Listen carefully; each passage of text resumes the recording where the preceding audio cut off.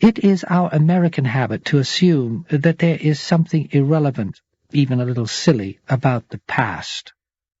Our relationship to former times is expressed as nostalgia, not history. When our government first started studying flying saucers in the late 40s, it never even occurred to anybody official to consider having a look at the past. Here are two stories. In the little town of Merkel, Texas, on April 26, 1897, a group of people going home from church at night allegedly saw a heavy object dragging along the ground. They followed it until it bounced across a railroad track and caught on one of the rails. It was an anchor, tied to a rope. When they looked up, they saw an airship with lighted windows and a headlight on the front, brighter than the light of a locomotive. 10 minutes passed, and soon a man was seen coming down the rope. He was small and wearing a blue sailor suit. When he saw the people, he cut the rope, and the ship sailed off into the night, leaving the anchor behind. The small beings I first saw were dressed in dark blue coveralls. This is not a unique description of the visitor's garb. Perhaps it is sort of a night uniform.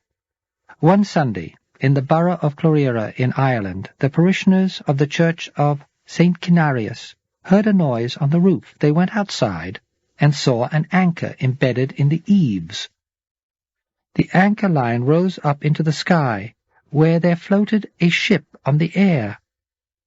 A man leaped overboard and swam down to the anchor. After an altercation with the parishioners, he cut the rope and managed to return to the ship, which sailed away. The anchor remained in the church, but has since been lost. Since this incident took place not in 1897, but around A.D. 1211.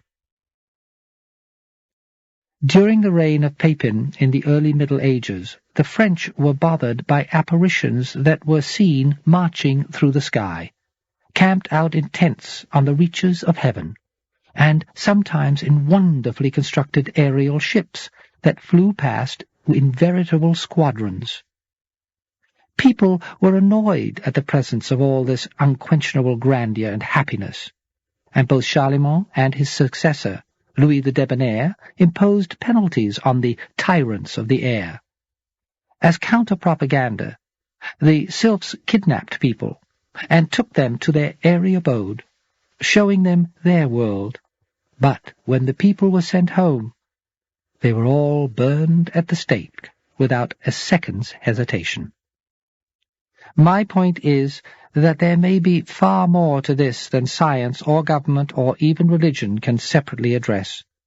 It would seem that our civilization is not paying attention to what may be the central archetypal and mythological experience of our age. If so, then this is the first time that man has simply refused to respond to the ghosts and the gods. Is that why they have become so physical, so real, dragging people out of bed like rapists in the night? Because they must have our notice in order to somehow be confirmed in their own truth. This may be primarily a matter of visions and chimeras, battering at the door of physical reality. They are not simply flickering effects of the mind. Something is out there and wants in. Whomever and whatever the visitors are, their activities go far beyond a mere study of mankind. They are involved with us on very deep levels, playing in the band of dream, weaving imagination and reality together until they begin to seem what they probably are, different aspects of a single continuum.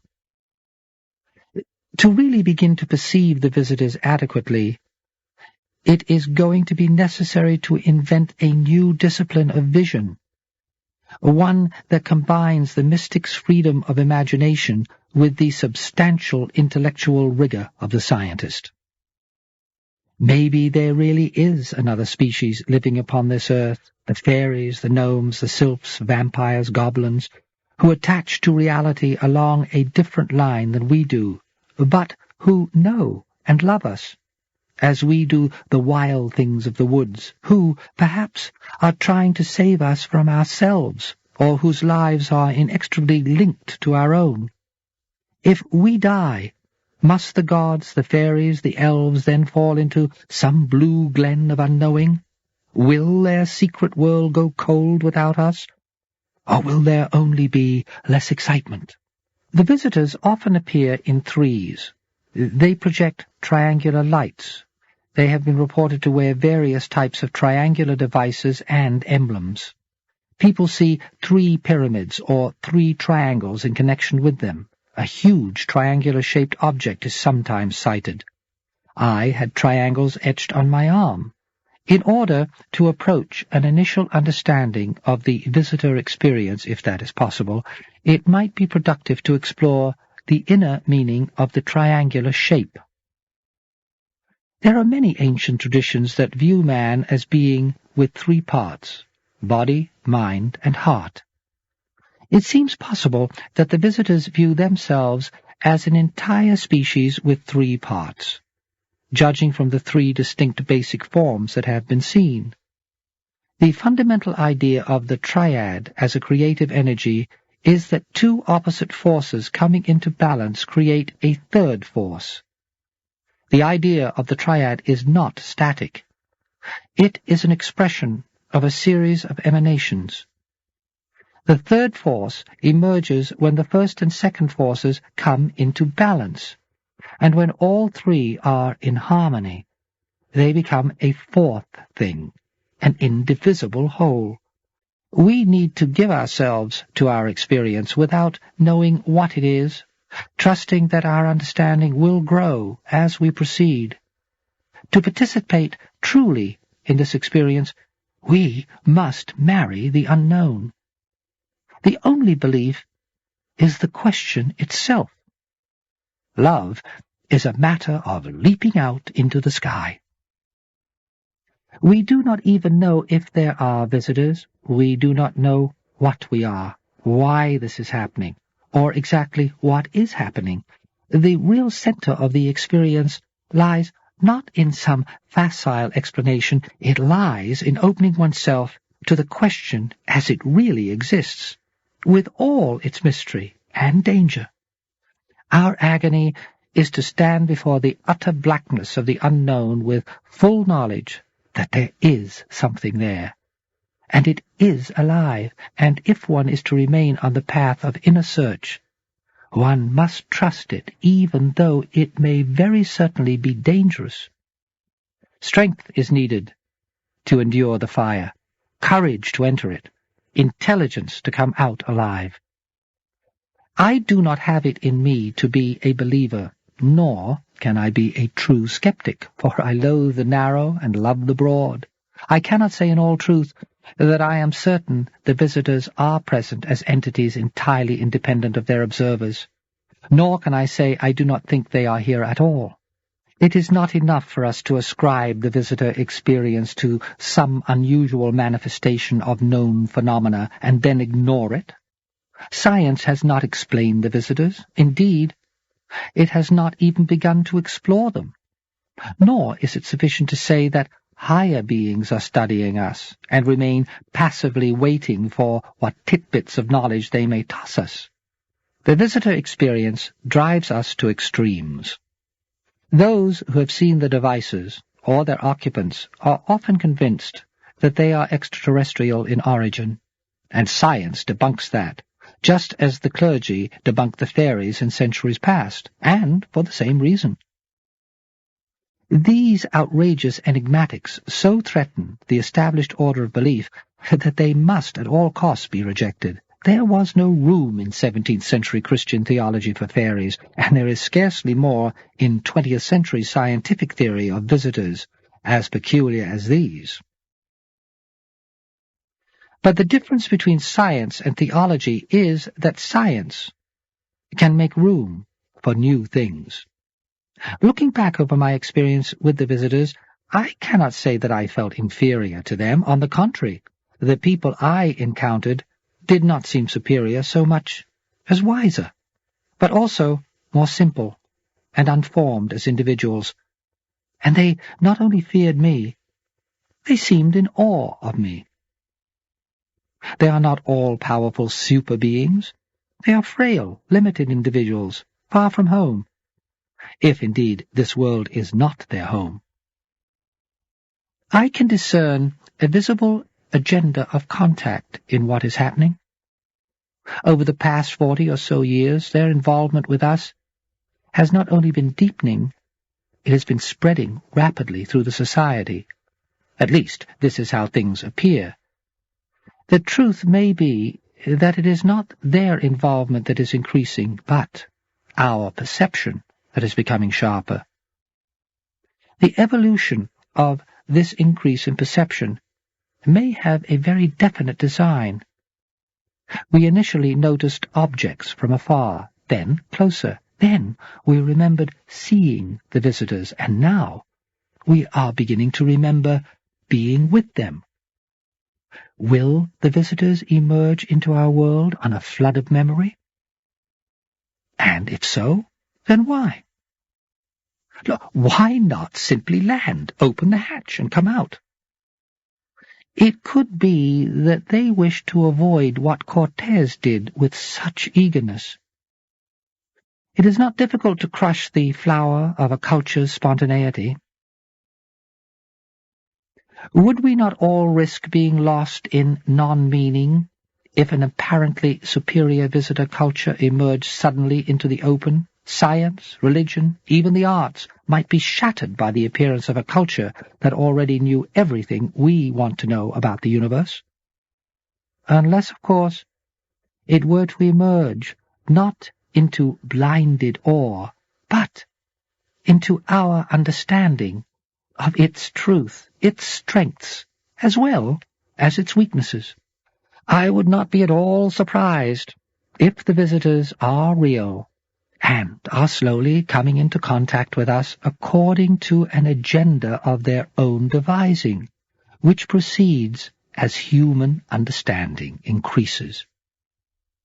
If they are not from our universe, it could be necessary for us to understand them before they can emerge into our reality. In our universe, their reality may depend on our belief.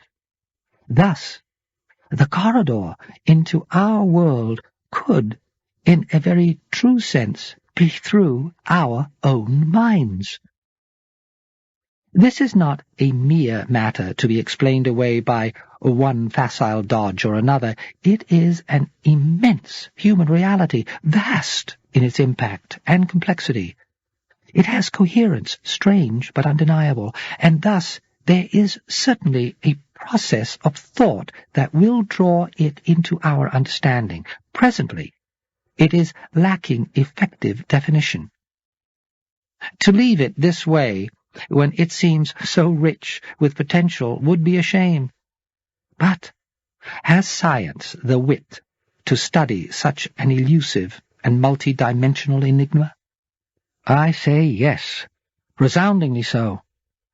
Even a brilliant but arrogant curmudgeon of my acquaintance, who denounced it all as preposterous, is important to an understanding of it.